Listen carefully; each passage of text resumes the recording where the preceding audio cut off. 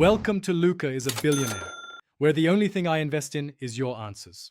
You're starting right now. Open Google Maps and confirm you're signed into the account you want to share from. Once done, enable location and background location so sharing stays active when the app is closed. Next, tap your profile icon, choose location sharing, and press share location. Select a contact or create link. This first step ensures your live position is discoverable, and choosing background location prevents interruptions when you switch apps or lock the phone.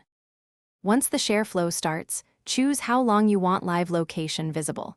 Pick 1 hour, enter a custom duration, or select until turned off for continuous sharing. Make sure to pick recipients precisely, tap contacts to add or copy the link to paste into messages. Also check which device is broadcasting if you use multiple phones.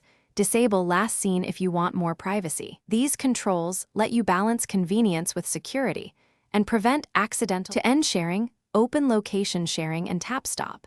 Confirm recipients can no longer see your live dot. If people report wrong placement, toggle your phone's location/GPS, enable high accuracy or Wi-Fi scanning, and reopen maps to refresh. If sharing won't start, check your network, disable battery saver or background restrictions for maps, and verify location permission is set to allow all the time. One quick troubleshooting tip.